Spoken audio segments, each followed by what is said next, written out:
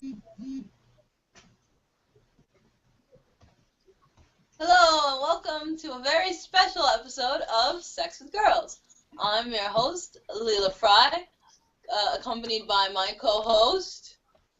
Yeah, buddy. The coolest nigga in the world, JP Fury.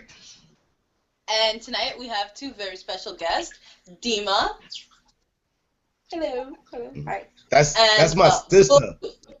Oh yes, Jay's sister. Yeah. And Bug P Fury. Hey everybody, what's going on? Hello. Wait, Boog, do you have a Darth Vader mask on? Yeah. Yeah. you need like The usual. you need better lighting. You need better lighting, Boog, like because we can't really tell. It's just a black thing, like. I know. You know what I want to do? I want to look like the guy who snitched in all those crime drama shows, and like you're just you're making my voice all deep so nobody recognizes that I snitched. You know what I'm saying? Like, wait, let me get this one. Hold on. All right. And then he came out of the room and he brandished a pistol. Is it like Deal or No Deal with the banker? What do we figure? I don't know. Instead of making the phone call in, we have an actual voice. Yep, everyone. Well, okay. Well, first off, let's just get the business out of the way. This week's show is sponsored, as always, by glcbaits.com. That is G for Gregory, L for lesbian, and C for cunt. Beats.com. And you go there for all the information on everything Nameen Entertainment. You can follow me, JP Fury, on Twitter, at the Gangsta Like. Leela? You can find me on the internet at Technicolor, just all forms of social media, just at Technicolor. You guys want to share your links? Anybody else? Well, you can find me on Instagram or on Twitter at The Amazing One, and that's DEE Amazing One. You know, you gotta spell all that. Like a play on words with the names, you know what I mean? Like, the whatever. You get it. If you don't. Okay. So Leela, go ahead, man. Kick this bad boy off. Oh yeah. Hold up, I gotta kick shit. You can find me at Bug P Fury. Just, Google me. I'm pretty Googleable. And, beats and bars and all sorts of ill shit. All right, that's it. There you go. Kick it off. Leela, where we starting with, baby? Alright, so this week we have several topics to cover. Should we just get it out of the fucking way? Should we talk about what everyone is talking about? And if they're not directly talking about it, then they're talking about how we shouldn't talk about it. None other than Kim Kardashian's ass. Graced the cover we're not starting.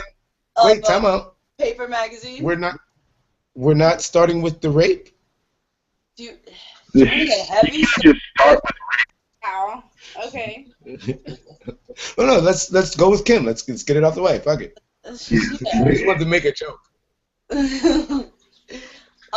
So a glossy, glistening, obviously photoshopped, crispy creamed, slicked Kim Kardashian graced all of our Dipped in social butter. media over and over and over again. What, like last week or something?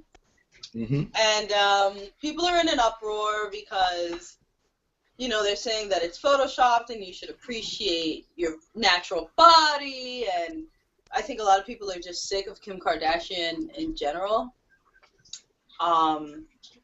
Yeah, so what was your, I feel like her face is looking as plastic as her ass looked on the cover, so it was like same.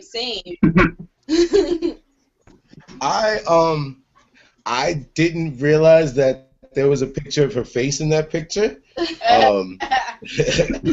I have to go back and look at it another 1,000 times, just to make sure for my own.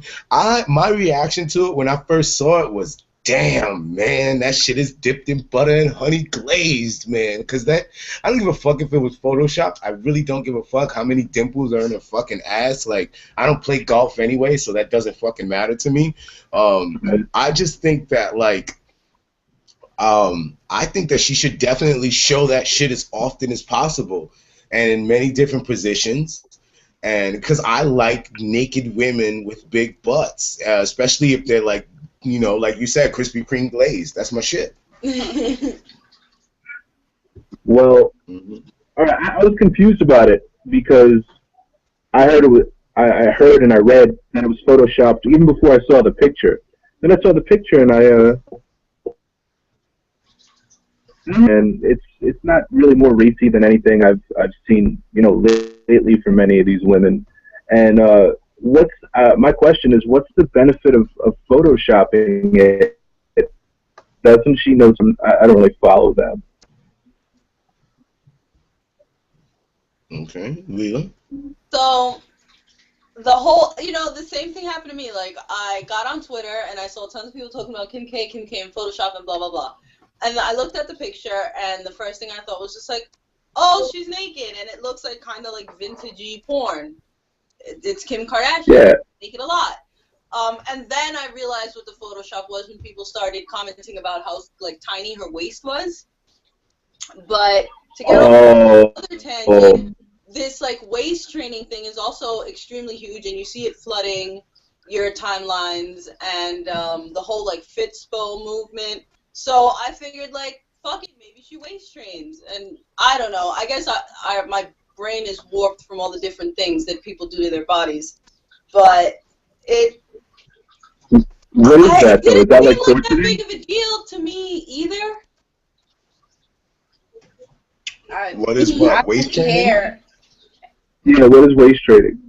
Okay, so waist training... Waist training is pretty much a boned corset that you'd wear over a period of time, like 8 to 12 hours out of the day. So if not like all the time, like 24 hours, to get your waist like super small. There was this woman that Leela and I were talking about in a discussion before. Her name is Kelly Decay. And I actually posted an article about her and how she does boning, and that's what it's called because pretty sure she does do boning. It has metal rods in it, and you have to. It's like really tight and just hard, and whatever. Sounds about right. Yeah. So she was able to successfully shrink her waist down to size 16. She has a 16-inch waist with the corset on. Right. Pretty much everybody was in an uproar about that because they were just like, it's unnatural. You should love your body for what it looks like. But we're also in this whole era where big butts are in. You have to be, you know, you have to lift and be fit and all this other stuff. It's like, heavy and hard body, like you see memes all the time where it's just like a couple that lives together stays together and all this other, you know, like really, like I don't know. I think they're going a little too hard on just like absolutely everything in general. So for them to like focus on Kim Kardashian and her butt instead of just looking at the bigger picture and being like, yo, you guys are obsessing about way too much stuff that's like irrelevant, then like I honestly don't. I think her butt is the bigger picture.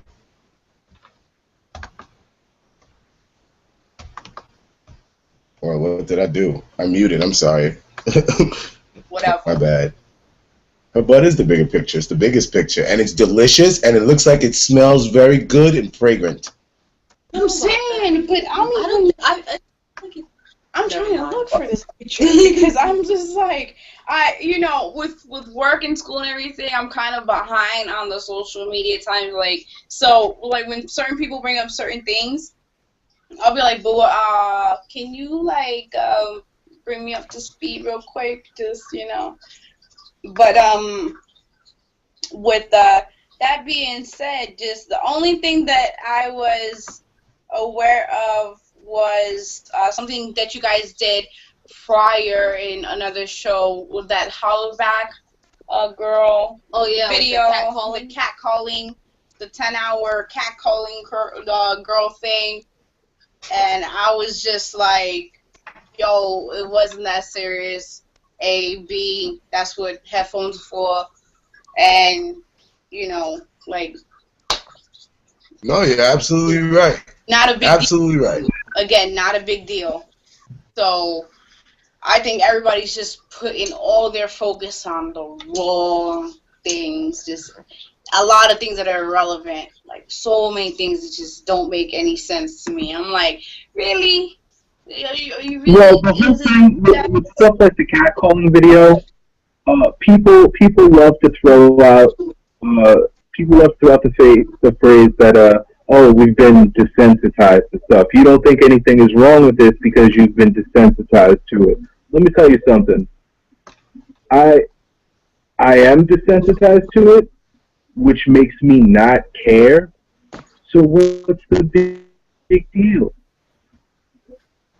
There's no big deal. The big deal is that there's a lot of women out there that think that just because somebody said, like there's a lot of women out there that just don't want men to say anything to them, like men that they aren't interested in to say anything to them. However, how I feel about it personally is that certain things you wear or certain ways in which you carry yourself will draw the... well, he'll be back. Certain things in the way you carry yourself and certain things that you wear will always draw the eye of certain types of men who feel the need to say something. And there's absolutely nothing fucking wrong to just say something as small as have a beautiful day or good morning, beautiful, something. There's nothing wrong with saying just that. You know, I don't know any woman that has ever been said, like, good morning, beautiful, and then she turns around and goes and sucks a nigga's dick. You know what I mean? They say that the reason why men do it is because it has had to have worked before, but I don't necessarily believe that. I don't know anybody that just, you know, that took a dick just on a hello. Like, I don't know anybody outside of porn stars. Like, I don't know anybody. You know, it's just this fucking victim culture that we fucking live in. It's a victim culture. Like, everybody's a fucking victim. And yet, we see how fucking hypocritical people can be when somebody like Kim Kardashian poses nude. And, like, people, instead of people actually victimize and terrorize Kim Kardashian. Those same people that talk shit about what Kim is doing are the same people that feel like victims every time a man compliments them. And I hate that, personally. Not all women. I just want to say that. Not all women. Not all women. I'm trying to look something up because about the whole Kim Kardashian, there was an article about it because people are actually saying that it has tons of racist connotations to it. I guess. I saw that too. The original photographer and the original shots. And it even goes back to, I want to say, the 1800s when they used to put people in sideshows, and they had taken this woman from South America who had a very large rear and basically paraded her around as a sideshow in London and France, and then she, from the accounts that they have, died in poverty once like her whole thing wore off. So I'm just looking. Yeah, I'm looking for the Kim Kardashian paper pictures right now as we speak, because I want to fucking I want to show people this. And like the racist picture that you're talking about, I wonder if I can get it to show on the screen right now. Hold on, let me see here. I go here. But yeah, like I don't buy into all that. Again, to me, all that shit about race and blah blah blah and this, that, and the third, all that shit is part of the whole victim culture shit. Like, you know what I mean? And it's like, it's funny because they're like, these women who are bashing Kim for these pictures are now making themselves out to be fucking victims. Like, look at what they've, like, black women, look at what they've done to us our whole lives and paraded us around, you know, and Hispanic women have paraded us around like this and blah, blah, blah, blah. Taking, like, not saying, like, oh, poor Kim, she's been subjected to such racism. It's more like, oh, woe is me. Look at what they make my people do. You know what I mean? Look at what they've made us do and how it relates to the Kim Kardashian thing. It's basically like, and at the end of the day, like, you can kind of take how those people are fucking, those people who are making those arguments about race, how they're trying to subconsciously make people see that Kim Kardashian, like, what she's doing is the equivalent of blackface. Because it's like, black people and people of color in general want to own the fact that we've been slaves so that we can throw it in the face of the fucking white man our whole entire fucking lives. Like, that's something that's never, like, that we always have. Once a black person plays the race card, they think that, well, they got 400 years of fucking slavery and all this, you know, but it's victim culture, man. Stop being a fucking victim, yo. I tell that to girls all the time. Stop being a fucking victim, man. Tuck your fucking nuts in. Stop being a fucking victim. Well, like, just stop. I hate that. I think maybe Kim Kardashian. Then again, I feel like a lot of these people in Hollywood play dumb, and they they do know what the fuck they're doing. But there might be a chance that Kim Kardashian had no idea about, like, the original, because the original shoots come from a book called Jungle Fever, where it has black women, you know, in cages, like, photographed, and I was about to say, please tell me that's an elbow. The retake, you know, the original inspired photo is, you know, a black girl fully naked with the champagne bottle and the glass on her ass. So I think the original photographs definitely had racist tones to them.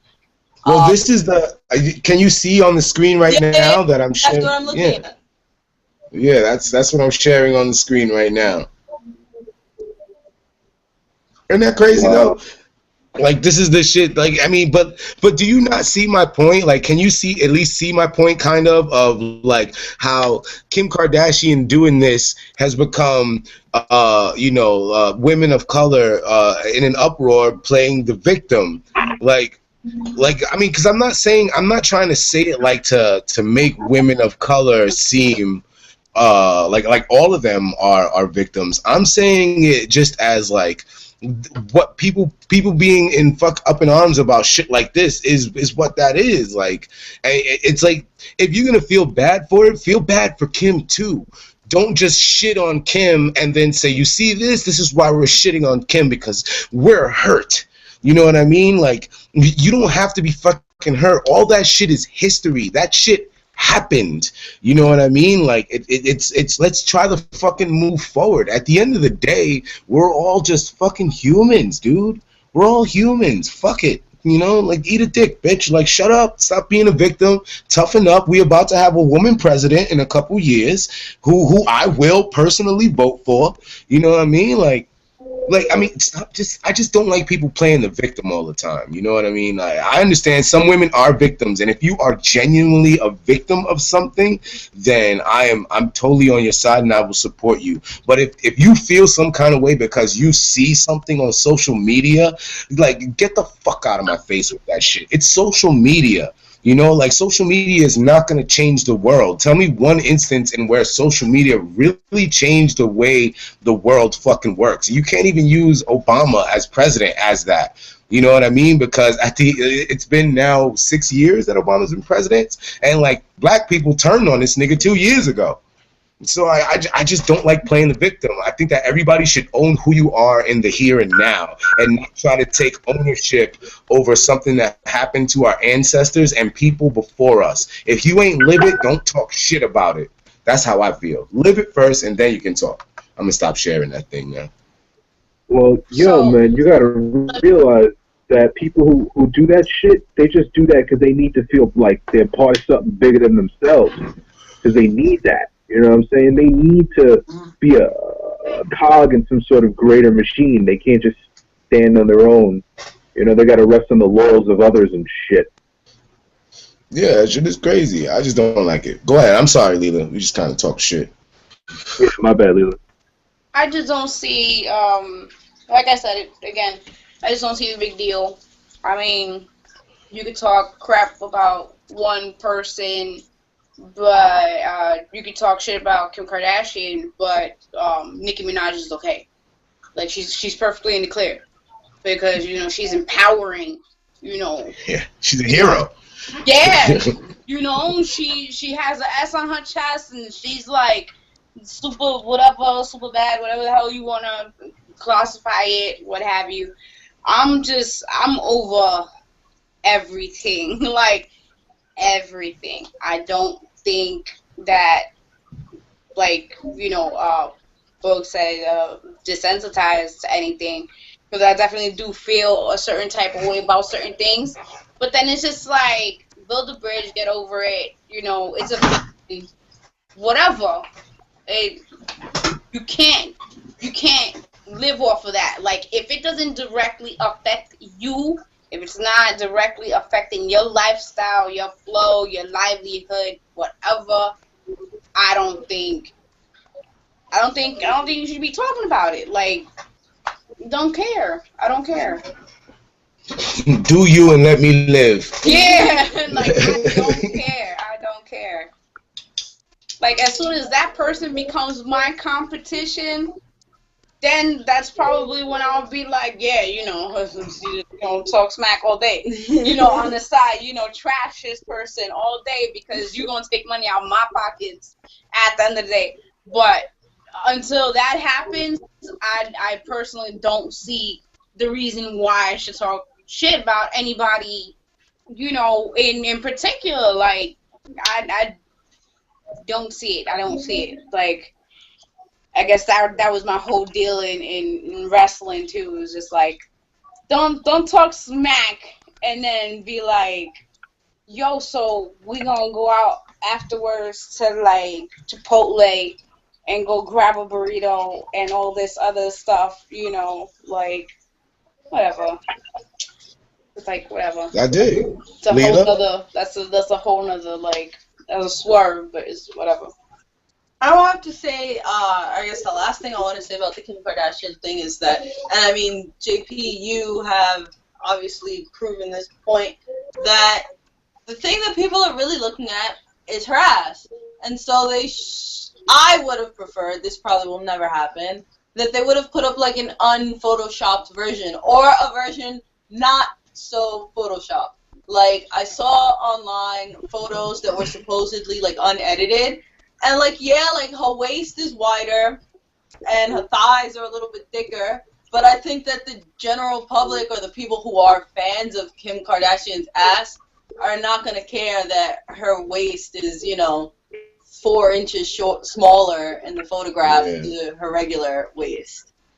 And I think it was I'm one of them. a better message, but, you know. I'm one of them. See, I agree. I wholeheartedly agree. So we can move on. I agree with you.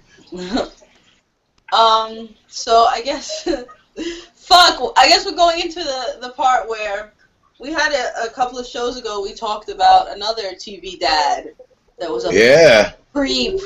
Fuck you, 7-7 dad. Yep. Fuck you, TV dad. And now I guess we're going to have to unfortunately say fuck you to Bill Cosby. But Bill Cosby, man, fuck you. Now, why is that? Well, why are we hating on Bill? Whatever did he do? No. Well, all his 14 rape allegations. Assault accounts were very similar, so you can't fucking sexually assault people. You can't rape. Here's the thing. Let's talk about it a little bit. Can I set it up a little bit about like how we came to decide to talk about this? Sure. Okay.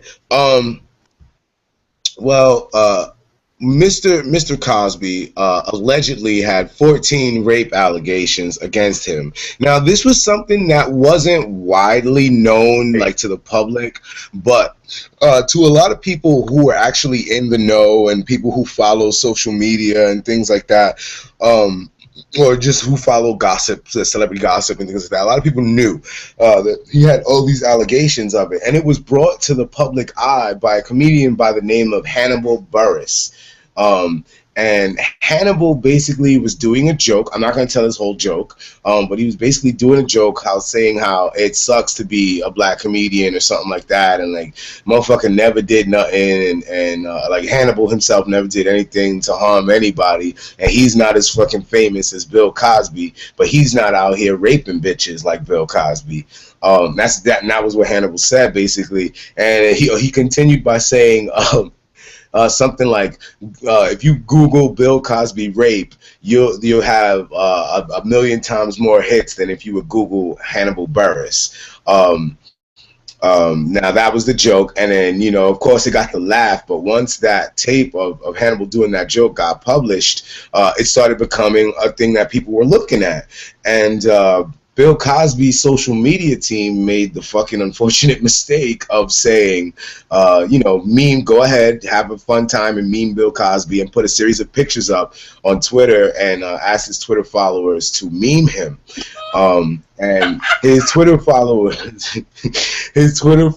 then proceeded to troll the holy heavenly shit out of Bill Cosby with such memes as America's favorite dad by day, serial rapist by night, when the roofie is too weak and she wakes up, my two favorite things, Jello pudding and rape, 14 allegations of rape, zip zop zoobity bit bop, and 14 allegations of rape, the proof is in the pudding. That's actually a joke that I got from my boy, well, not my boy, but a dude I know named Ian Russo. He's doing comedy. He's really funny. Go look him out. Now you owe me, motherfucker. So yes, talk about it. Buddy Ron, do you? A stand-up comedian. You should check him out in the New York comedy scene. Ooh, Hannibal Buress? No. Ian's doing comedy. Oh yes, yeah. Go check him out. He owes us now. Yeah. So go for it, Leela.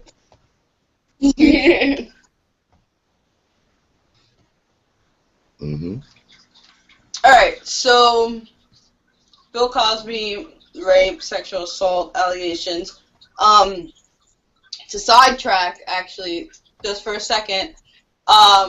Speaking of sexual assault, in our last episode of Sex with Girls, I talked about how I got sexually assaulted and basically held hostage by a cab driver.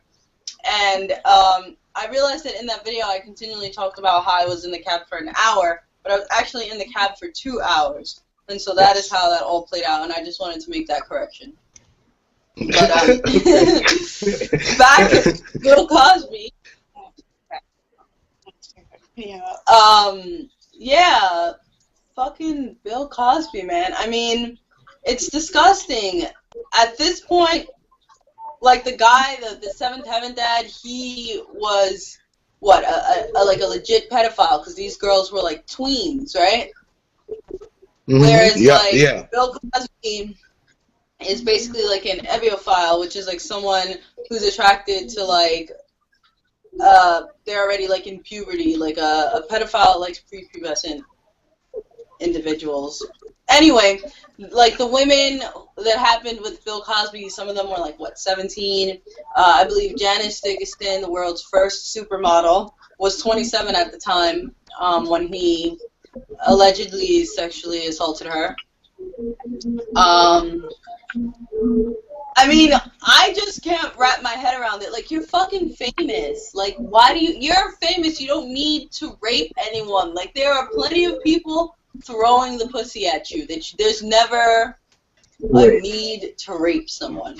Hold on. Famous or not, there's never really any need to rape anyone. Well, I mean, obviously, but I don't get why this happens with a lot. I mean, I guess it's a fucking power trip where it's just like, well, yeah, I am famous and I can do whatever the fuck I want. Yeah, it's really sad when we live in a fucking society where America's dad is out here raping bitches. Like, I'm showing on the Hangouts now a bunch of Bill Cosby rape memes. Let's see. Let's look at some of these. Anton Dodson. Let's look at his. Hide your kids. Hide your wife. Bill Cosby's raping everybody out here. This is crazy. Like, this is crazy. More than a dozen women have accused me of rape. Just plain and simple. My social media manager did what? Then we have a diatribe. Let's see. Okay, can you see this? What I just posted down? This like triple meme right here. I mean, it's on my phone. I can see it, but I can't read it. Oh, see. Okay, it's all good. Yeah. Let me see if I can blow it up. For those who are watching, who have the benefit. There you go. Okay, here we go. I don't always eat Jell-O, but when I do, it's not consensual. And by Jell-O, I mean have sex. 14 allegations of rape, zippity bobbity bibbity. That's one. And then the big one. Rape culture is a concept that examines a culture in which rape is pervasive and normalized due to societal attitudes about gender and sexuality. Examples of behaviors commonly associated with rape culture include victim blaming, sexual objectification, trivializing rape, denial of widespread rape, or refusing to acknowledge the harm of certain forms of sexual violence that do not conform to certain stereotypes of strangers or violent rape. That was a doozy. Yeah, that was big. Yeah. Well, I think that's what she said, but down. Okay. Now, okay, us trivializing rape. Now, I'm not saying that. I don't think that we're trivializing rape, really. Regardless of what, some people are more receptive to issues when they think about, some people only think about issues when something humorous is attached to it. Like, some people want that laugh or whatever to kind of be eased into really thinking about it, because we'll laugh at this thing a little bit because it's fucking Bill Cosby, but it's like we need to laugh about it, and once we got that out of our system, we'll really sit back and think about how fucked up this is, that another man that we trusted allegedly sexually assaulted 14 females. I think his first case was in 1969, back when he was on I Spy, right? And had a rape joke. Yeah. Like this guy's crazy. Like that's fucking insane. Now, what I think really sucks about this is that Bill Cosby has been like very critical of the black community in general, not people of color, but just black people, like black people in general. It's crazy to think that he can sit there and tell us to not sag our pants and to stop saying I be and all of that, and like demean us and look down on us as black folks, and to think that 14 women individually accused him of rape and that he actually settled with one of them. My whole deal is that he might not have raped the young lady that he settled with, but when you know what you did wasn't wrong, I don't give a fuck how crazy it looks. You ain't giving no type of bitch no type of money. You accuse JP of something I didn't fucking do, and I will not settle with you. Never. Also, I always keep my shit on record. Everything is on record. I keep my phone in my front pocket, and that shit is on record. So like I don't fuck around, like and like I'm not victimizing or blaming, but and what? And leave no marks, Yeah, leave no, of course not. Come on. you guys see me when I used to date 40. Yeah. So, well, breadcrumbs, by the way. I ain't proud of that, but if it's funny, I have to say it. Except for the Aaliyah joke, I'm saving that for when I'm already a millionaire. But fucking yeah, it's like I'm not blaming or victimizing women in any type of way, like or blaming, victim blaming for these allegations that happens. But my man Charlemagne the God said, "Where there's smoke, there's fire." And honestly, you don't fucking settle unless something happened. I don't care how fucking crazy it is. You only settle when you know they got something on you. Yeah. You know. But my whole thing was because for me, like I said, I wasn't too up to date on the whole what's going on with social media and all this other stuff. So when I first heard about the whole Bill Cosby thing, the first time that I heard it was with Janice Dickinson. And I was just like, well, wait a minute, why now? Why all of a sudden you bringing this up if this happened in such and such time and such place? Like, why bring it up now? Like, what's your purpose to go ahead and like break this man down at this point in his career where it's just like, all right, I made all the money I can,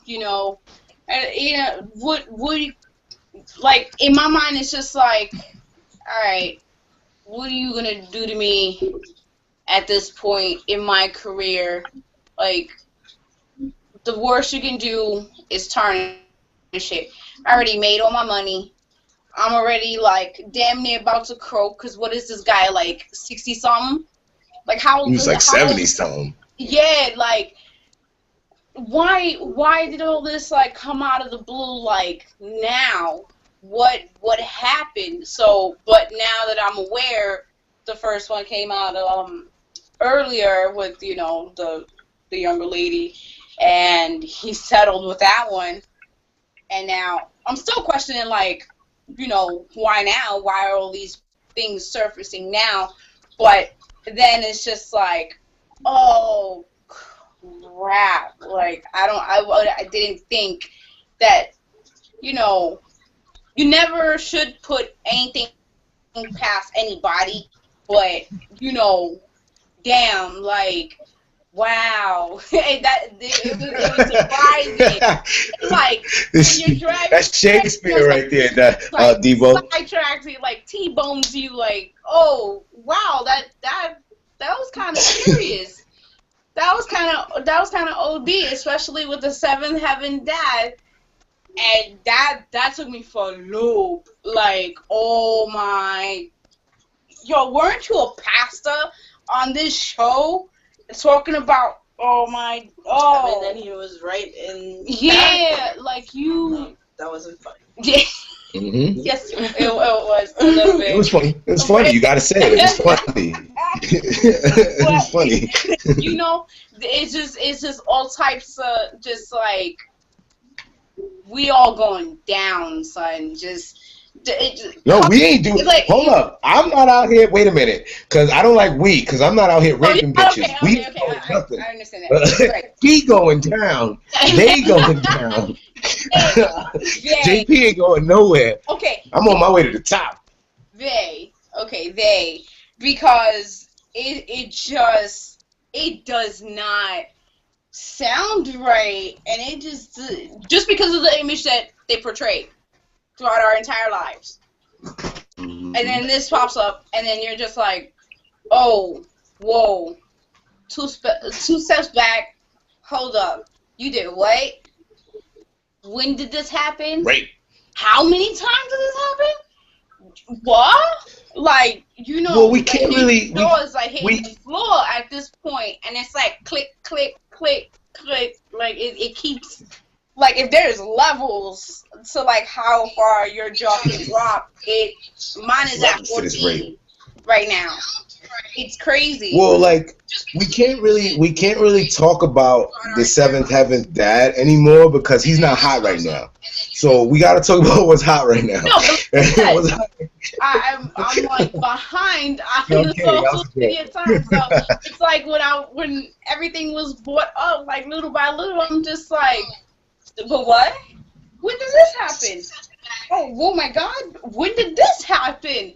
Like, oh, I'm so, like, damn, I did not know any of this whatsoever, or I didn't care enough to pay attention until everybody and their mother was talking about it. Like, I don't know which one is which, but it is what it is. But it is not right. But it is what it is. It's sad. Well, let's let Book P hit it before Leela gets the last word on it. So let's let Book P hit it. Hit it, Book. No, we good. Hit it with consent. Hit it with consent. We good. Oh, you good? You don't want to talk about this, Ray? Yeah, I'm just clear on that right now. All right. So, all right, Leela, kill it. No, not kill it, but hit it out the park, baby, home run. So, what's happening in people's lives? Okay, so Hold on, because there's domestic violence going on in Book P's home. Let me mute him. It's like Haley. Is that like instant backlash to what we were talking about? Like that was violent. Oh, what's his How dare you? Is it the phone? Yeah, he's using his phone, but he's not on the phone. Oh, yes, he is. Garbage cans down the stairs. Your man, his ringtone is rape, basically. Go ahead, Leela, kill it. The views expressed by JP Fury do not reflect the views of other people on this show. Breadcrumbs.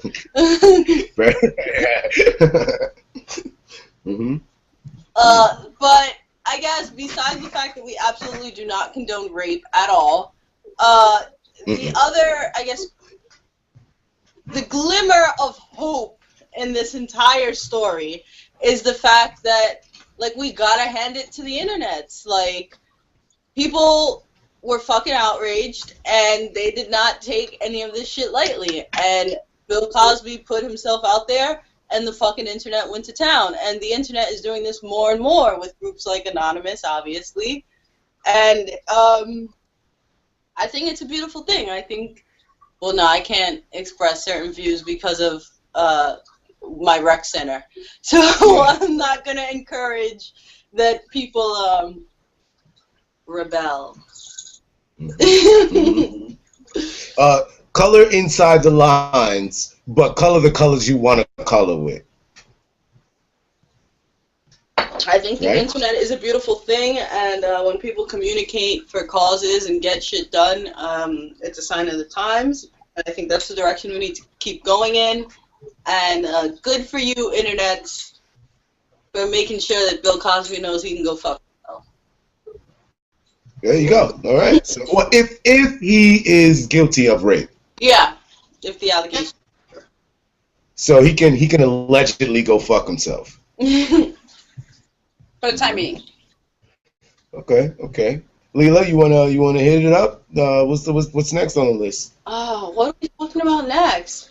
Well, we have two other topics. I mean, it's not really a girl rant, but I guess it's a girl rant. I guess I have another little tidbit of random shit that happens in New York City that I should fucking know better, right? Fucking born and raised here.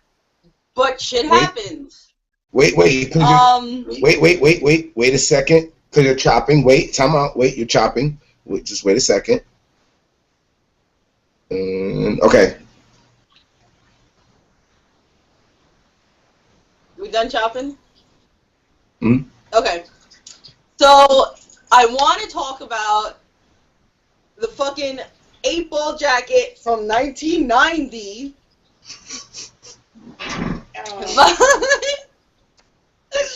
Before that, I was on the train on Friday coming home from the rec center. Also, it's coquito season, so I'm sure everyone realized I'm drinking now. I started drinking on Friday after I left the rec center with the people.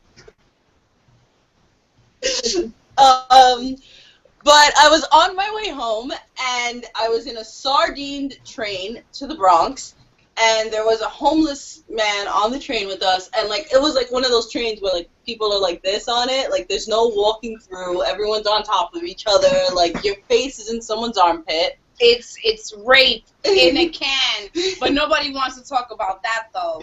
Like subway rape, but that's something else. So then this homeless guy is literally like, excuse me, if you just have one dime, like this guy's like in people's faces, and he's just like, if you just could you just spare one dime, because and Mr. Softy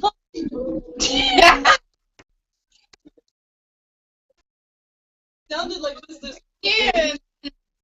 I don't know if you're paying attention to the vines too.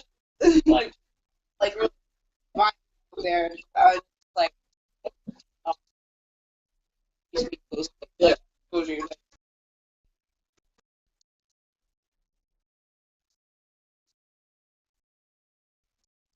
Hello? We're at a listening party. So as this background music continues to play, and what solicited people for money. Wait, hold on, because I think you're gonna have to start again. Not start all over, but you gotta start at Homeless Man, because you were chopping during Homeless Man. Okay.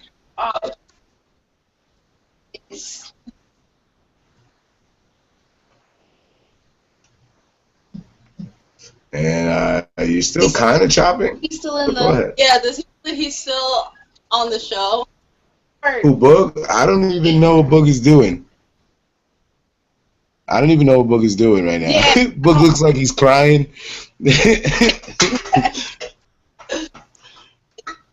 Well, he'll figure it out. Go ahead. Continue with the story. I'm sorry. Go ahead. Okay.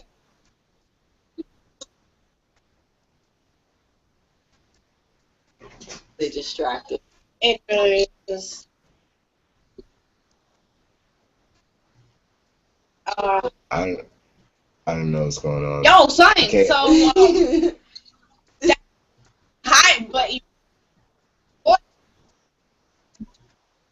I don't know why it's chopping going on. Hold on.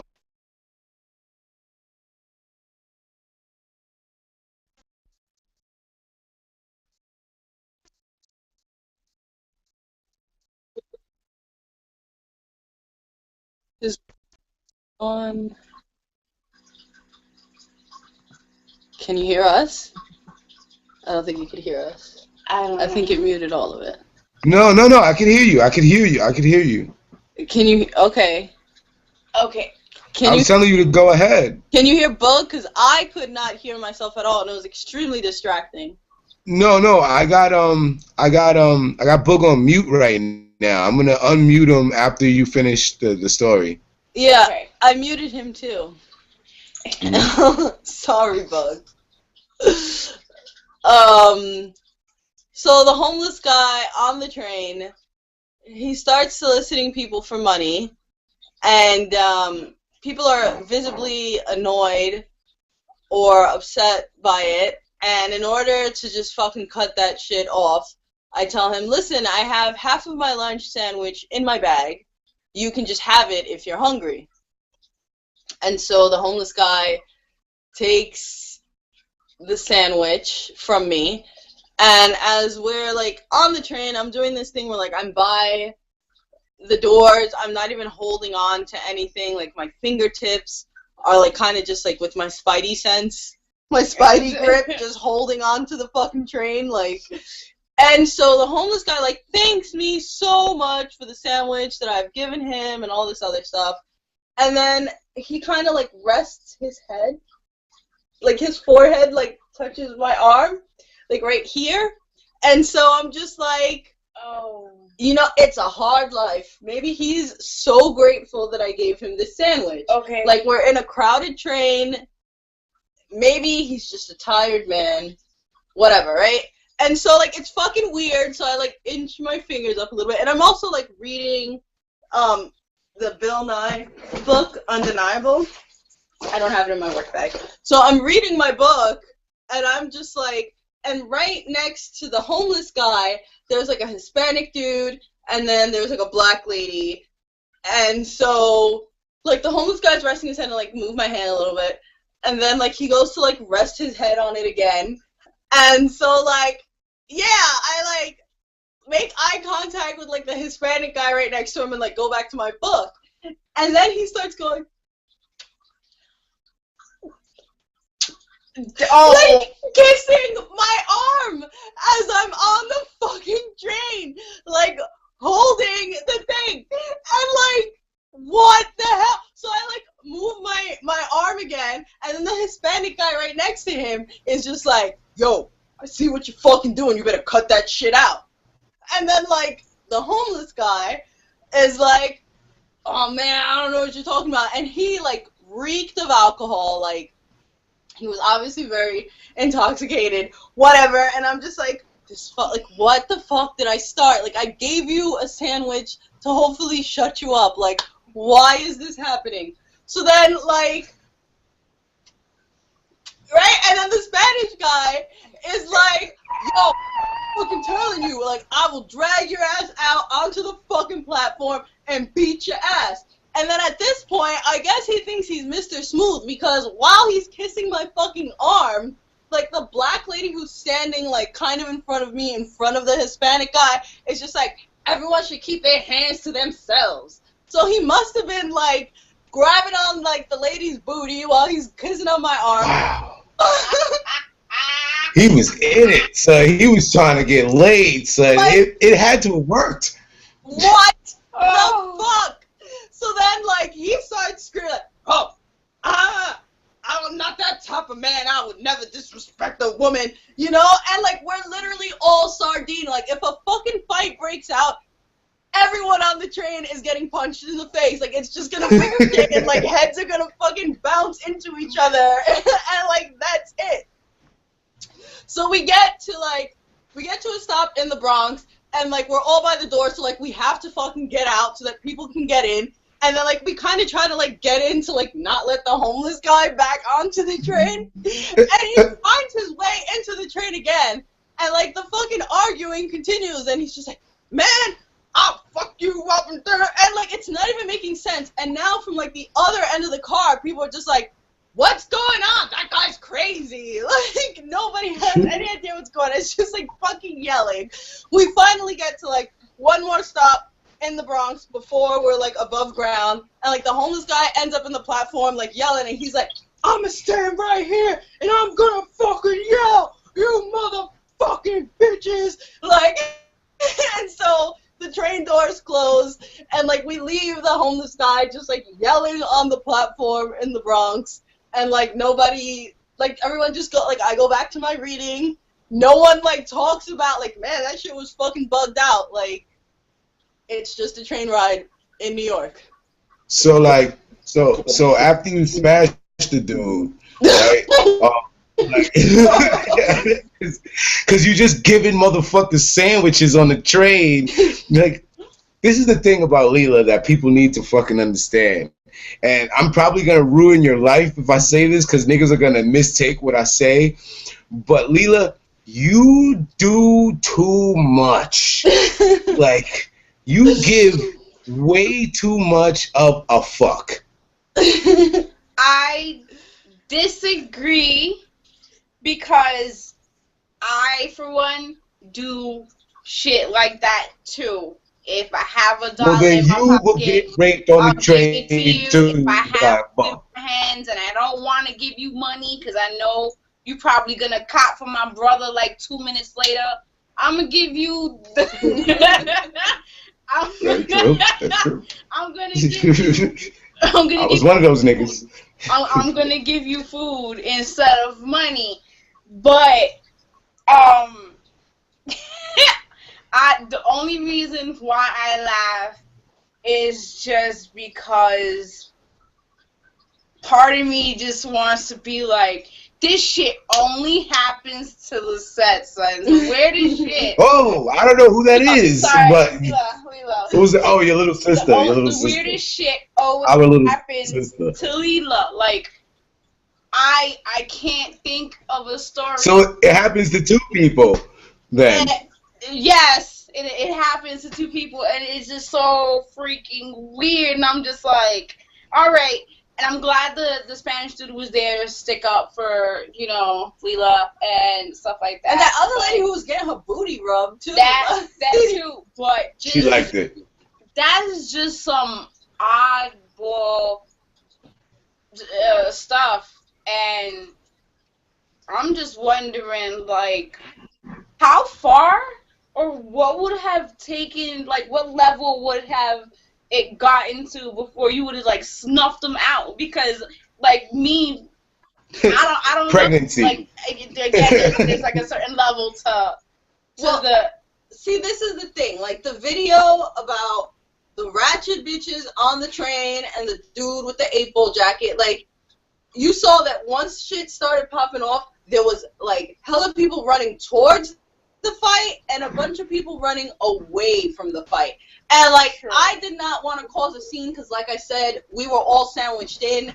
And if there would have, like, a fight would have started, niggas was getting shanked. Like, you don't know. Like, we were in such close proximity that I felt like it would have escalated and gotten very violent, and lots of people who did not need to be hurt or involved or anything, like, it would have just been a terrible domino effect. I gotcha. And, I like, understand.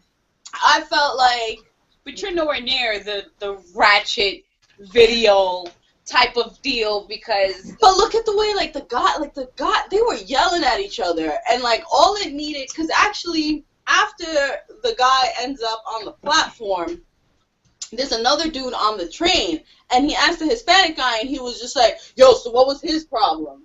You know? And the Hispanic guy was just like, oh, don't worry about it, I handle it. You know, like, why are you getting involved afterwards? And I felt like maybe it would have been a catalyst for lots of people to get their aggression out. And even though I might not be the ratchet bitch that would, like, hit that homeless guy on the train, yeah, you just never know about the people around you. that's true. That's true. That's Right. true. So this is all to say that last week a lady got slapped the shit out of. Yeah, like, it's not funny. It's never funny when a man hits a woman.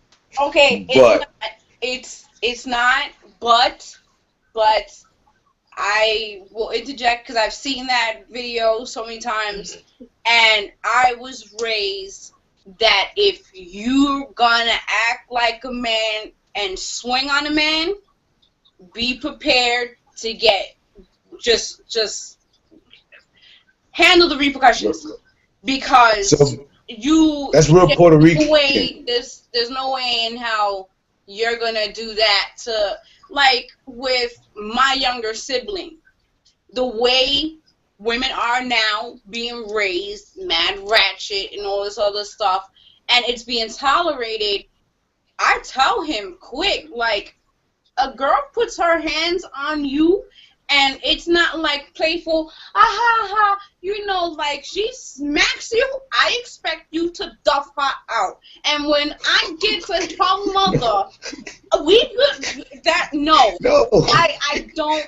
I know. I lived there for like fucking 10 years. I know. I don't want to hear it, because it's just a matter of now women are just there. I'm not saying we shouldn't defend ourselves. I'm not saying, like, you know, equality and all this other, we don't have equality or whatever, but don't come out and swing on somebody and expect for them to act like the way Jay-Z reacted to Solange, you know, in the elevator. Like, that's not gonna happen with everybody, you know. There's not gonna be like a restraint all the time.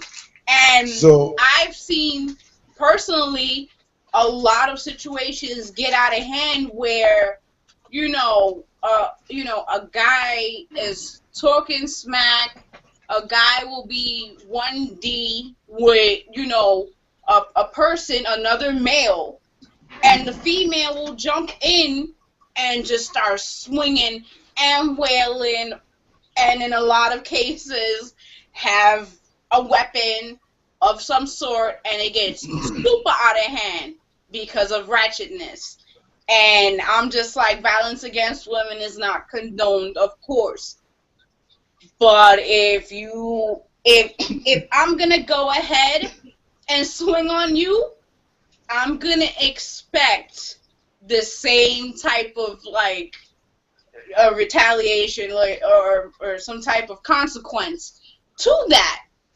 I'm not gonna sit there, punch you in the face, and then just sit there and be like. Let me interject here. Let me ask you something. Now, this was a situation that you personally witnessed. Let me ask you if this is a situation in which a female deserves to get the jaw jack sonic boom. I one time was with 40, my ex-girlfriend, and I wanted to have sex. I wanted to smash. She, however, did not want to smash. And like, you know, we were having sex. Like up until the day before, like, you know, all the time, you know, whatever. It didn't mean just being a man and not thinking straight, but whatever. So I wanted to smash. She was like, no, we can't do that. And I'm like, no, you got smashed. And I was angry. We were all in the kitchen, and it was myself, 40, and Debo, and we were all in the kitchen. And I'm like, why you don't want to smash, though? Like, what happened? We were smashing yesterday. You out here fucking niggas? I knew it. You was out here, bitch. I knew it. You know, just being irrational about it, you know, emotional in my feelings. And, and she was like, no, it's because, yeah. She was like, no, it's because I'm on my period. And I'm like, you a liar, bitch. I know you was out there like fucking 6 minutes ago, even though you was in the bathroom. You was fucking that nigga in the bathroom. Like and it's just the three of us there, so there's no nigga. I'm just imagining things and being irrational. And she's like, I'm serious, Jay. I'm on my fucking period. And she's like, you want me to fucking show you? I was like, yeah, bitch, you better show me. And three of us in the kitchen. And she then proceeded to reach down into her pants, which I wasn't expecting. I was expecting her to be like, look, nigga. Like, and I'm like, oh, okay, yeah, I'm sorry. But no, she reached down into the front of her panties, into her crotch. My only guess is that she stuck her finger up there in the nether regions. And then she pulled out her finger, and I'm over there talking shit to Diana like a man, son. I'm like, yeah, man, you see this bitch out here fucking niggas? And Diana's like, oh, well, Debo, whatever. Debo's like, Jay, chill the fuck out, calm down, it's okay, just stop being an asshole. I'm like, shut up, you don't understand me, I hate everybody. And then like all of a sudden I just feel a finger go across my fucking upper lip, and then I'm like, bitch, what, you know, I look at 40 and I'm like, bitch, what you do, bitch, you know, like, what the fuck putting shit on my, and then I wipe, you know, I touch my face, what the fuck you put on me, bitch, and I look at my finger and there was blood. Oh, Jesus. And like I basically just cried, like I basically, like a bitch. I basically was just like, why would you do something like that? Like I just bitched out, like all this tough shit just went away, you know, like, and like in that moment I just lost my soul. So I didn't react the way she probably thought. She probably thought I was about to hit her with the people's elbow, but like nah. Like, you know, the Lex Luger shit for him now, but I just broke down like on the inside. Like that was like niggas be on crack and then be at their lowest point sucking dick for crack. My lowest point was getting a period mustache. Oh my god. Well, we need to name that like a ginger hello or something, some crazy shit. We'll figure it out. Yeah, we name that. But yeah. So should I have smacked? So like, does something like that warrant? Look at Lita's face. Does something like that warrant like a smack in the face? That is in. Honestly, some bitch gonna spear pyramid blood on my face. Period. I would have expected it. It didn't though. Yeah. Like coming from a man, like I could see like a very Shakespearean like like don't backhand a bitch, but like or like I do you type of smack, just whack. No, exactly. But the ending to that story was I'm crying now. But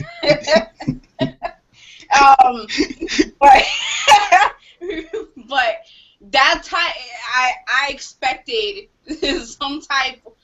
I would expect some type of wilding to happen because I've witnessed, like I said, other situations where, I mean,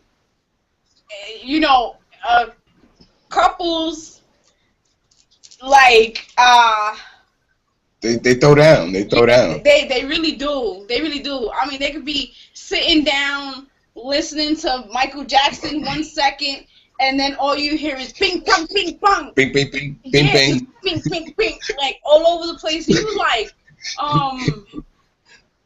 What you mean Usher's better? Yeah, like, what happened? Yo, but okay, but you just never know. But there's just certain things that you just have to expect a certain type of reaction, though. And it's like they teach you in science, right? For every type of action, you get a reaction or whatever it is. Yeah. That it is a chemical reaction or whatever. But Yeah. Oh yeah, man. It's crazy. Yeah, super crazy. We gotta call that something. We do. Oh, we can call it a girl power shape up. No. Yeah. But yo, that was beyond creative, cause I would have just popped you in the face. If I was 40, I would have just like face palmed your nose into your face, or like I would have did something wilding and we would have been fighting. But she went out the box. Yeah. It was genius. It was genius. It was genius. Shout out to 40, man. I mean, man, five of the funniest years of my life. I could tell stories about her for weeks. Yo, shout out to 40. But I mean, oh man, but you had a hand. You kind of had a hand, or a finger in this situation, in making a G like that, because she ain't to my recollection. after me, honestly, I think like that, man. She ain't started out. Listen, like that. I know I made her pretty ratchet. I did that, and I'll admit that. But I'll say this, like, if she took, because that's some shit. Yeah. Smartened her ass up. I wised her up. I hipped her to the game. I taught her the game, Wow. But I think that after me, I think that she is gonna not take shit from niggas no more. That's not like I'm not proud of that. I'm not like saying like, yeah, I'm the man. I did that, like, because I feel like I created a monster almost. Whereas she created a punk bitch. Like at the end of that whole relationship, when we went our separate ways, she became JP and I became 40. I became the all fucking emotional, all fucking, but why do you love me? Like, you need to tell me. Like, you know what I mean? Like, I became Drake, and like she went out there.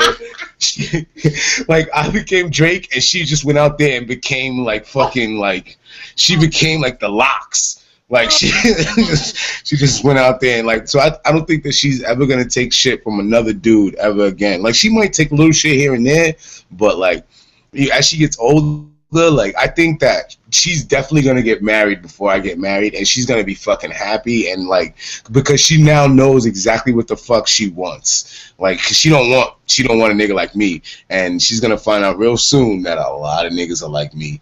Well, like the way I used to be, because I'm not really like that no more. Now bitches just walk all over me, which brings me to my point that I wanted to make about today. I got stood up. Oh. Yeah. I know we were supposed to continue talking about the slap video. Go ahead, yes. Go ahead, let's go. But yes, let's hear about your pain. Yes, so, yeah. Now you got me in the room, son, you know? I basically, and this is like the first time you're hearing this, Diane. Yeah. I keep calling, whatever. You know your name, whoever you are. But yeah, basically, without going into too much detail, I met somebody at the rec center, someone who did not work at the rec center. I met someone there who she worked close by, and when I first met her, long story short, I didn't really like her too much because I thought she was the shit. I thought she was better than me in the beginning. And then, you know, one day I just called her out on it. This was like during the summer. So I called her out on it, and I'm like, you're very mean, and like, I've been nothing but nice to you. I just feel like I get this air of you, like, fuck out of here, nigga. And she was like, what are you talking? Like, she was genuinely shocked. Like, what do you mean? Like, I'm like, yeah, you only talk to my nigga. Like, that's wildin'. Like, that's crazy. Not on some like, you know, I want to fuck this nigga shit. But like on some, hey, we both at the rec center managing opposite teams, like, you know, like we're coaches, so hey, what's up, you know? And I'm like, oh no, you know, like he's like, nah, yeah, my lady, you know, met his lady, so it wasn't nothing crazy with that. It was just that she was his friend, and it felt like she didn't want to be my friend. Fast forward to a couple of months, you know, I'm dope, so you need to be my friend. That's the emotional Drake in me. But so fast forward a couple months, and we cross paths again, and we speak, and this time it's completely different. This time she's my friend, you know, and I'm giving her free basketball lessons. You know, she is in turn showing me some moves that I could utilize with my team. And we hit it off. I feel like we hit it off. So then we start flirting a little bit. Flirting gets like, you know, gets a little heavy. And then nothing happens, nothing crazy. And then I just ask her, you know, hey, why don't we just go out one time, you know? Like, she's like, oh, that's dope.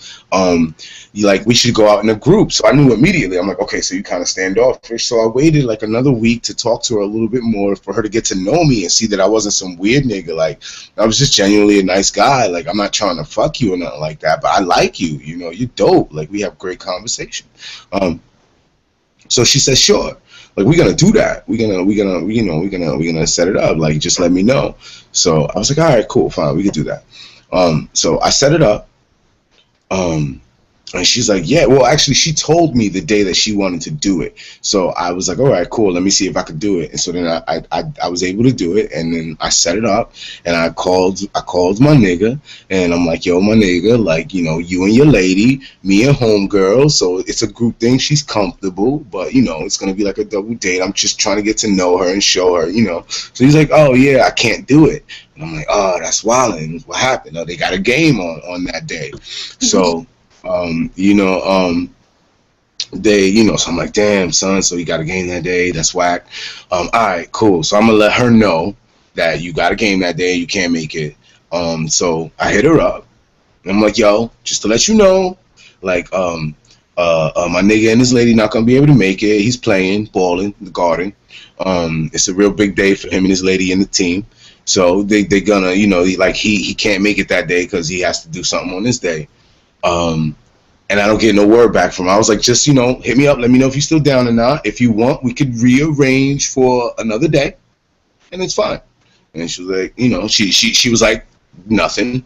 And so I hit her up I hit her up the day before to be like, yo, you know, just, I don't know if you got it or whatnot, but because I didn't see the check scene. I didn't see that. Yeah. And I was like, I don't know if you got it. So, you know, just to let you know, the yada yada, you know, I didn't say the whole shit over again. I was just like, any word, you know? And she was like, Nothing. So I was like, Friday comes and I'm waiting. I'm like, maybe, she working. That's she got a game too, but she told me this is the day, so just make sure this is the day. Yeah. Cool. So I'm waiting on Friday, expecting something, any type of word. No word. So I come home, I chill, I relax. I don't get dressed crazy, nothing like that. I sit here, I relax, take my little shower, shave a little bit. And no word. So Friday came and went. So Saturday, I just deleted off Facebook. I'm like, I don't need you. Yeah. Now I know that's some real light skin shit to do. But like, but I had to. Like, I had time, Yo, for some reason, the song "It Ain't Nothing 'Cause That Bitch Up" just like it just played in my head. But honestly, I kind of not feels that, but she may have been intimidated to be on a one-on-one situation with you. That's what I thought. Or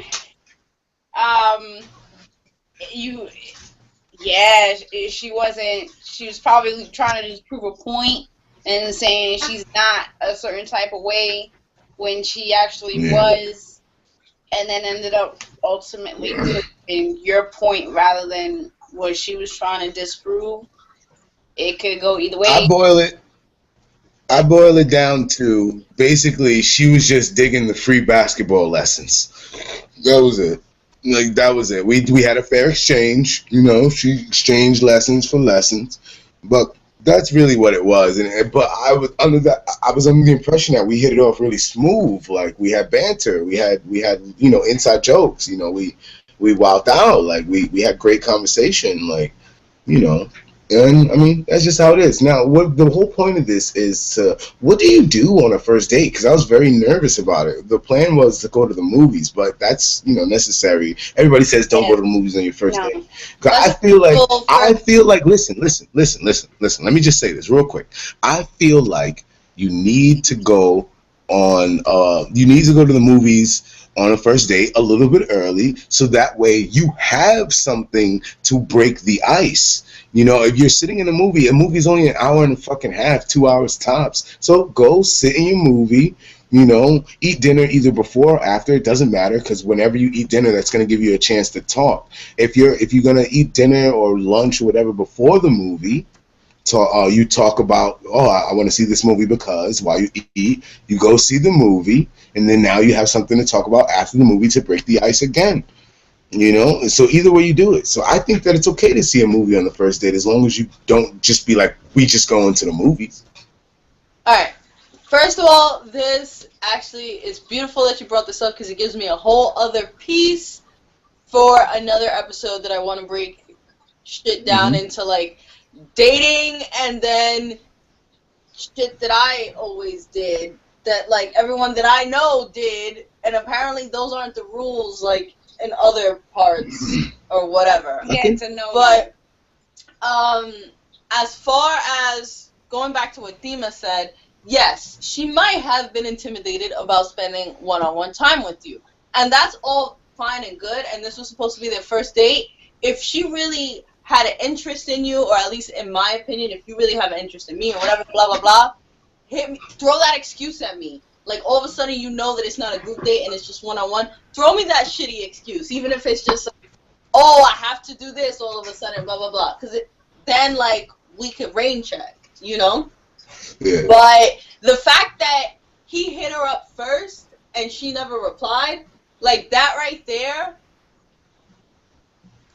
Damn, I don't want to sound cynical, but say it. Like, I feel like in my experience, that's the red flag. You like, we're gonna meet up on this day, yada yada yada. We're gonna meet up, da da da. And then you hit them up with that reminder a few days before, and they don't reply. Those plans are not fucking happening. Because if they were really thinking about that day that you're gonna go, even if I'm busy at that moment, I'm gonna hit you up tomorrow. Or if I want to play hard to get, I'll hit you up in a few hours about, don't worry, I remember Friday. I'm not going to hit you up right now, but I'm just letting you know that I know that we on. Yeah. So I don't think that she had any intentions has nothing to do with you. Fuck that bitch. But she had no intentions, I think, of ever really meeting up with you.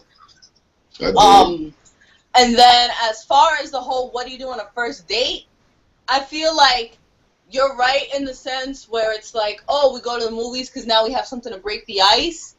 But if it's the very, very, very first date, and damn it, I don't want to not be politically correct right now, but in my experience, like, first date with total stranger who's a white dude, like, it's like a opening interview of, like, let's get coffee, and we're going to talk about it, and it's a quick, like, okay, this is a briefing, and we're going to get coffee, and we're going to meet up, and we're going to chat a little bit, and then we're going to part ways. And then, like, your idea is, like, dinner and a movie. And that all sounds romantic, and I feel like that is what a lot of people thought about, or maybe we're getting old, and that's what our generation thinks of.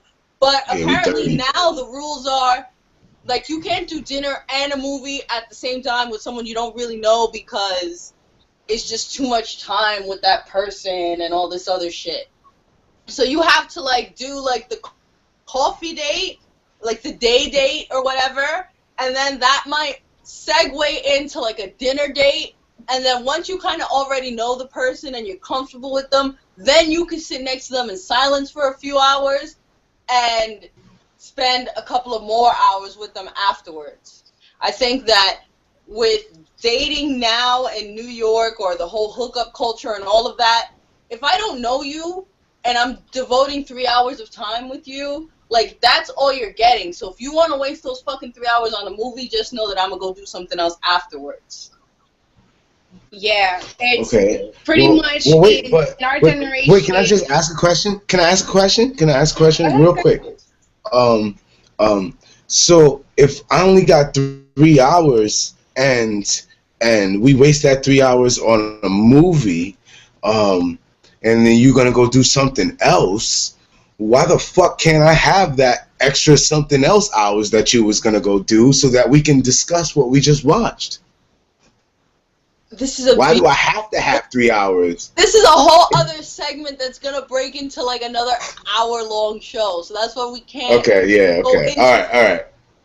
But you just got to plant the seeds. Just understand that I feel you so much, but I've been smacked in the face with reality so much of apparently, even though the three of us are on the same page, everyone else in New York is not. Yeah. Just a little. It's a mindset. Just a little tidbit. It's like, I had posted something on my page that was just like, it was slut, and they use it as an acronym for something else.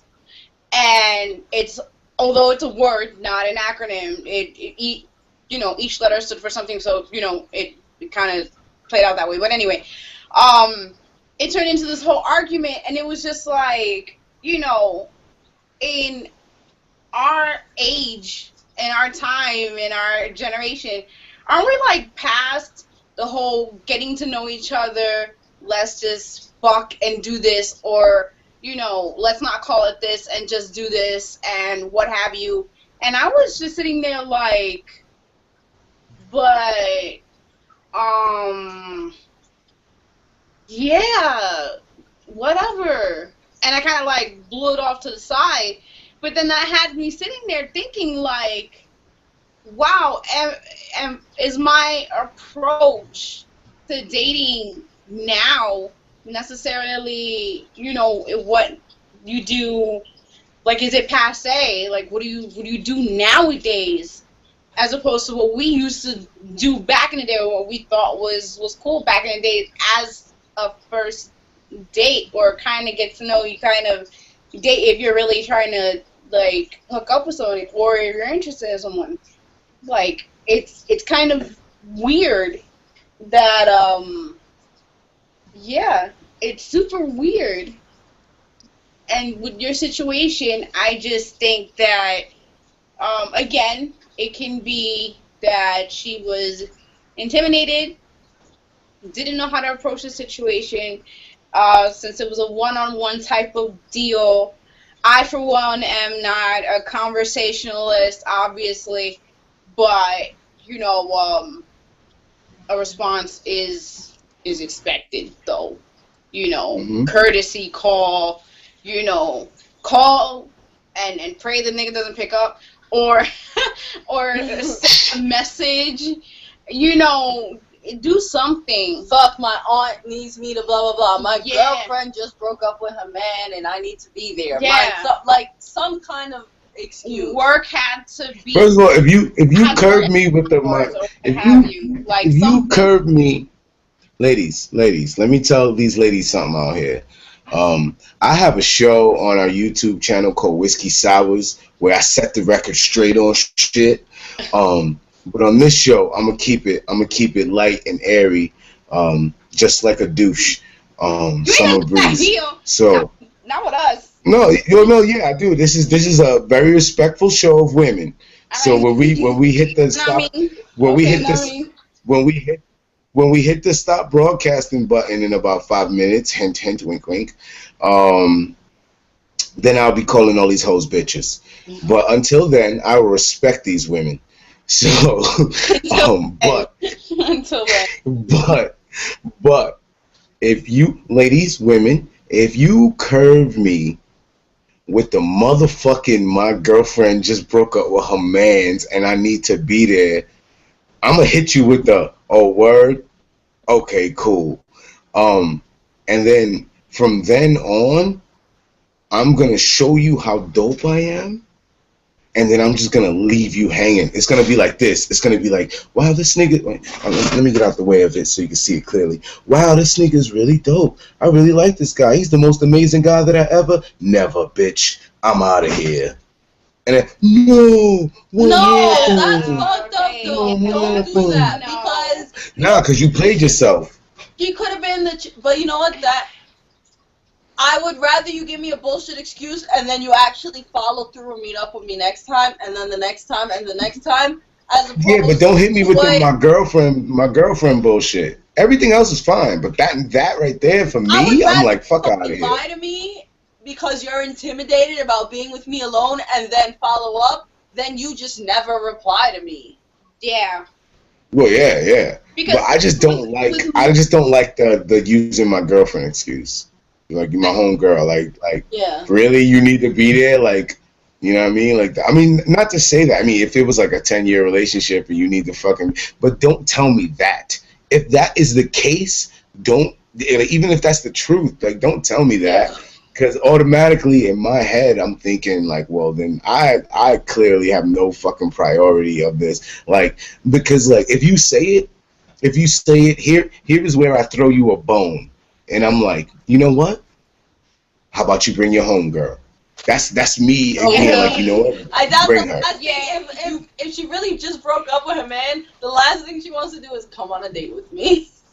Well, no, like, but it won't turn into a date. It'll just be, well, I mean, it's maybe I'm thinking that way because of the nature of who I am. Like, I know, like me, I'm the funny guy that's like, if I'm out with two girls, like, I'm gonna be funny and I'm gonna be charming and I'm not gonna be too aggressive with the one girl that I like, because if that's really the case where her friend needs to fucking be there, I'm gonna try to show her friend why I'm such a nice guy.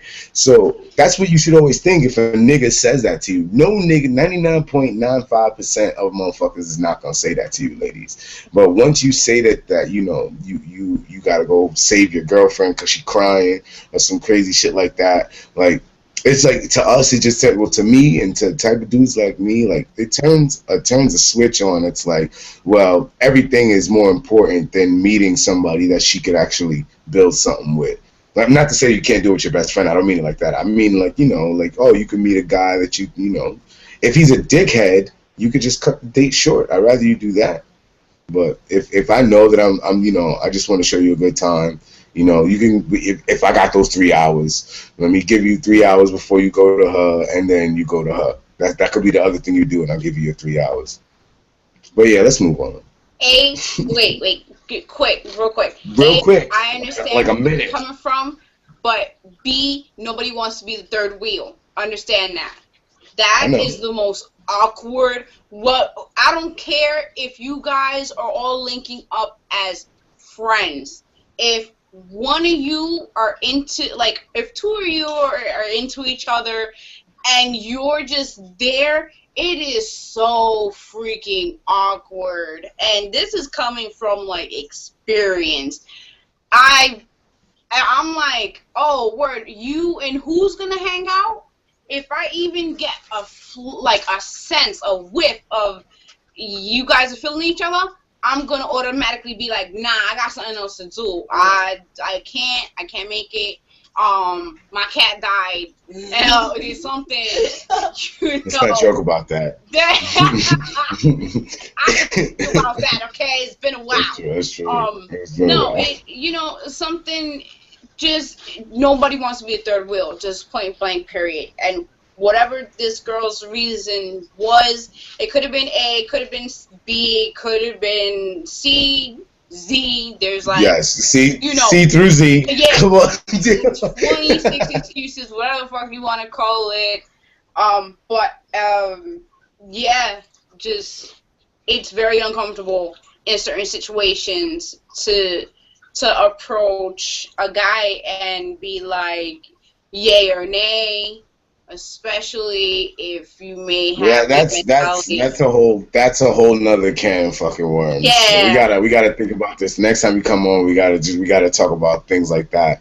That was actually something that I wanted to talk about today too. But fuck it. We've run out of time completely. However, as per tradition, we are going to do the show haiku. Okay, so for those who are watching for the first time and you're not familiar with what the haiku is at the end of the show, we're going to do a traditional Japanese haiku, basically about summing up what the show is about. At some point, I will watch back and write all these haikus in the description. Maybe I did it on this episode. Who knows? I'm speaking to you from the past. So, yeah. So I'm going to do 5. Leela, do you want to give Diana 7? I will do 10 because I'm bad with haikus. I would just rather enjoy the. You want the longer one? The closing. You want the close? It's 575. Oh. Did you want the longer one? Sometimes it's easier. Dude. Okay, whatever's easiest. Just as long as you don't go first. But I have to warn you, I have mine already. I've been thinking about it all show long. I couldn't wait. All right, so what are we doing it on? Well, we talked about Bill Cosby. Mm-hmm. We talked about Kim Kardashian. We talked about first dates, and we kind of talked about the slap heard around the world. 8-ball jacket, beat up everybody on the train. Oh, we also heard about bum molestation on the train. We talk about the curb. So the curve. Or curb. I don't know how the kids say it nowadays. The curve. It's swerve. The curve. If not at the curve. It's swerve. Oh, it's like a swerve, but it's the curve. Yes. Fucking kids. Yeah, fucking kids. 90s babies. Yeah. Okay, so here it goes. I start off with 5, and let's do this. Okay. Sometimes it helps when you put your hand in the air, just so you know. Okay. First date pudding snacks? That was a question. Right. Leela? No. No, it's Dima. Okay, Dima. Oh, crap. Okay. First 5 was first date pudding snacks. Question mark. Photoshop glazed.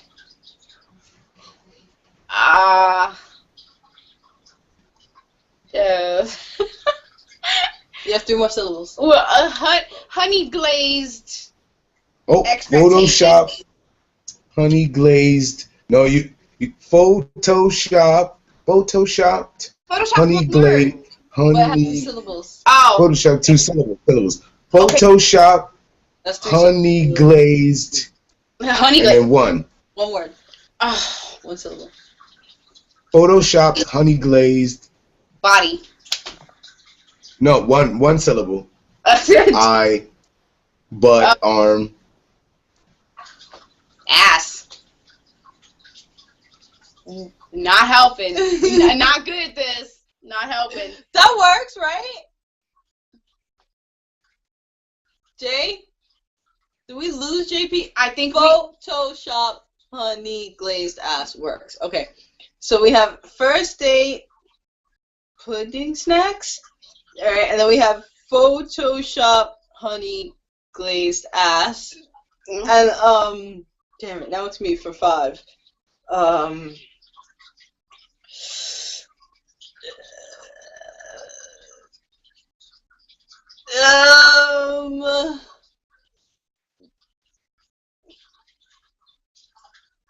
Jeez, I was so ill prepared for this.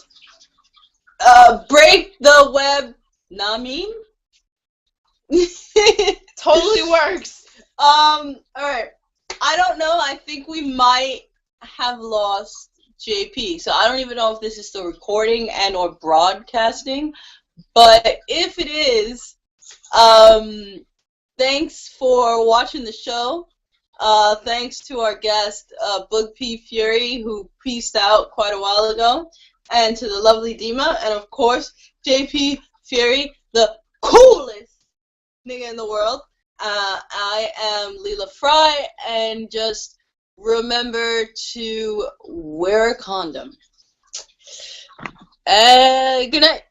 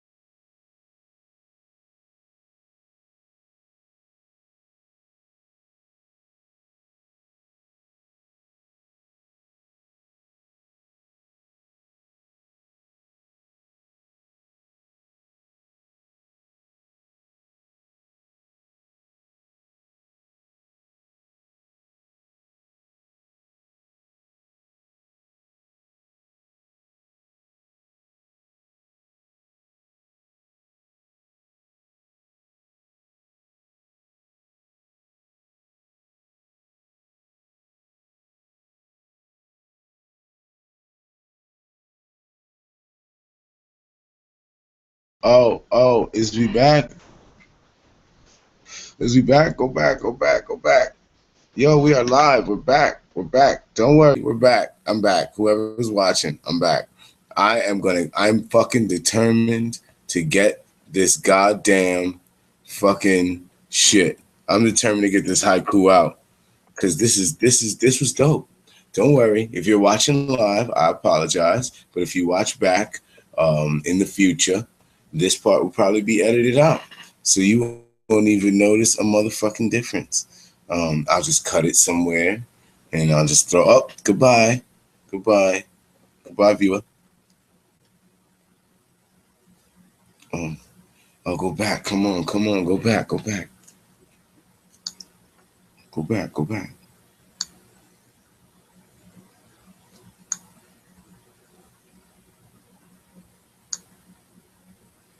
Ah, yes. Okay, you're back. Almost back. Almost back.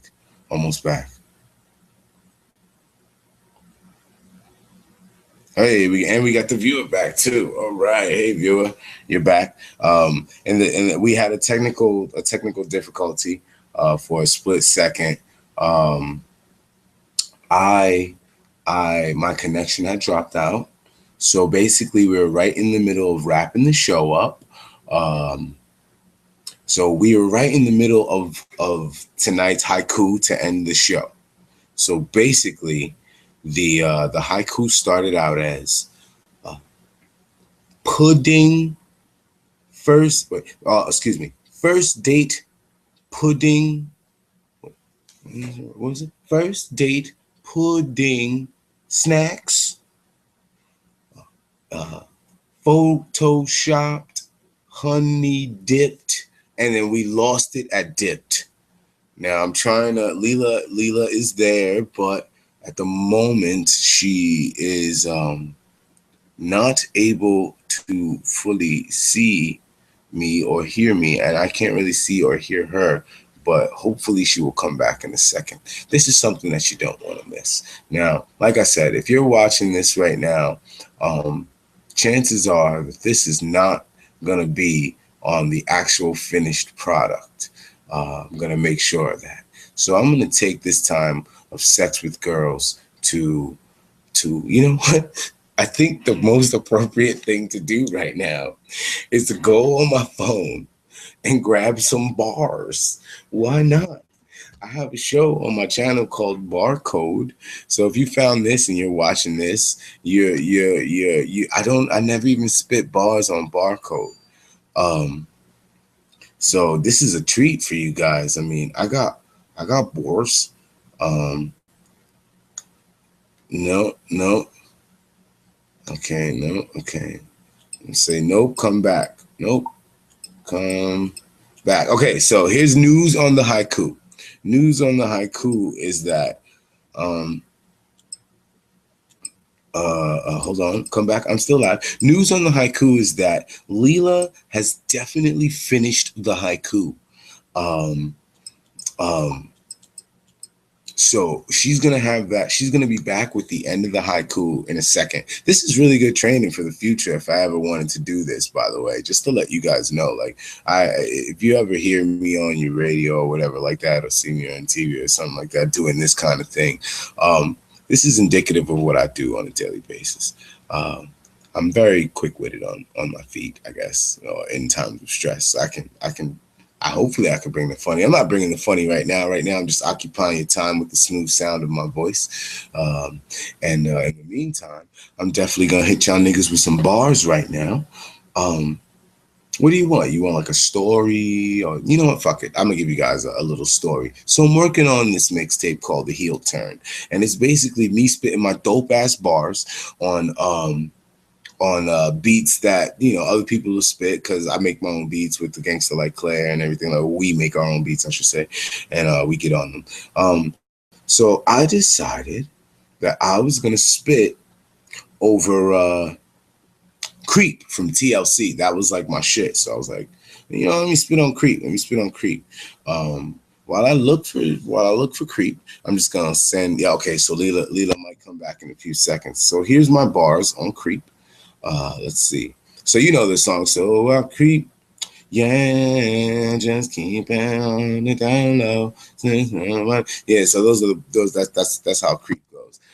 So let me just throw another invite to Leela real quick.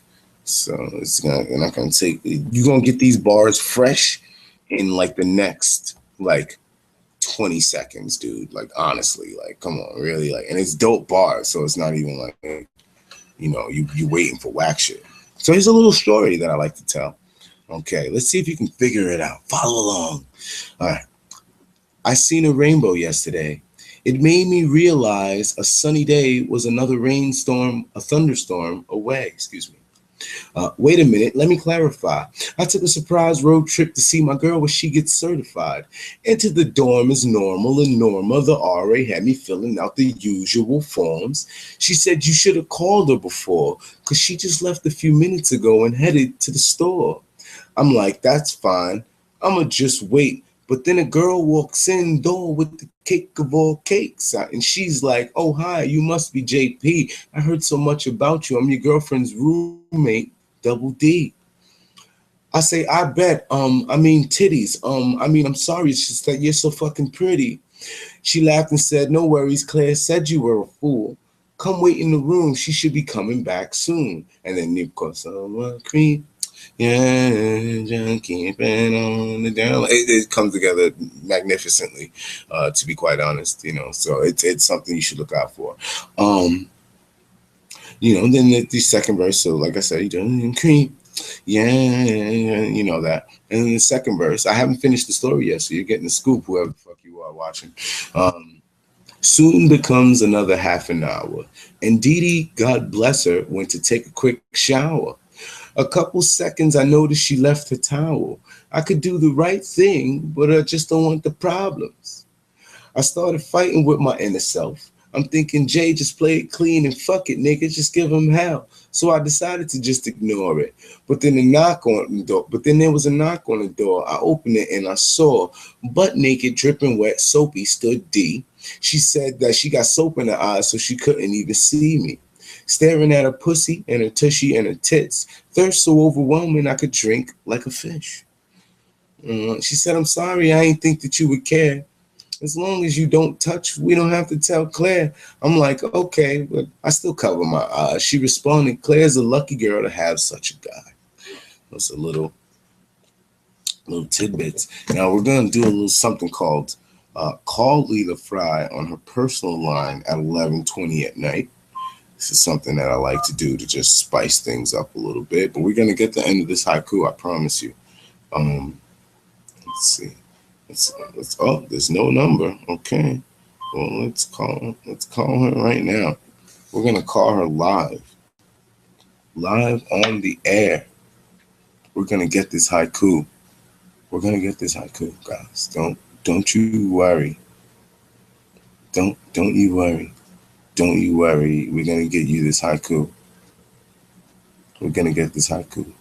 We can, yo, come back real quick, just so we can finish this haiku.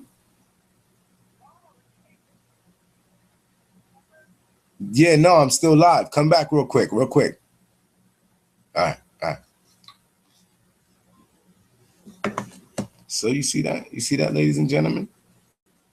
Called her live on the phone. Got her to come back. I'm scratching behind my ear. For some reason, I don't know why I'm scratching behind my ear, but we're definitely gonna get this haiku popping. So there's gonna be a small amount of people who probably see this this far into the podcast. So if you do see this before I get to edit it, maybe I'll edit it out like maybe a day or two, just so some people can see it and be like, "What the fuck?" But yeah, if you do see this, I've had a wonderful time talking to you personally. This is a lot like what Barcode is like. I'm not as wild and I'm not as crazy. I'm gonna send the invite to Leela again. But yeah, I'm not as wild. I'm not as crazy. I just say valid points. You know what I mean? Like, or I try to make valid points about rap music and what I feel about rap music. The bars that I had spit for you earlier wasn't the top of the line bars. Those are for more of a pop record. Like I said, it's over the slump creep, so it is what it is. But I've had a great time talking to you. And oh, hey guys. Oh, I was just talking to the audience, very like soft and letting them get a hint of JP. Also my penis. So I definitely showed my penis. Of course. But I'm gonna edit that part out, so it's all good. So first date pudding snacks, photoshopped honey glazed Ass. Nice. Yeah. Uh-huh. What did I say? Photoshop. Okay. Honey glazed. Break the web. Know what I mean? Yes. I like that. So tonight's haiku is first date pudding snacks, photoshopped honey glazed ass. Break the web, know what I mean? I think it's our best one. Yeah, we say that every week, but yes, that might be our actual best one. We do say that every fucking week. That might be our best one, but that one actually might be our best one. That one encapsulates everything that we talked about. Yeah. So, all right. So, yeah, like I said, I was going to edit all that other shit out. So basically, it's going to feel seamless if I can catch the right thing. So go ahead, Leela, take us out. So for myself, for Dima, for JP Fury, Mhm. for Boog P Fury, who we lost quite a while ago. Yeah. Thank you Rest for in peace. watching. Remember to wear a condom. Maybe. We don't condone violence against women, but sometimes you need to smack a bitch. Eat butt.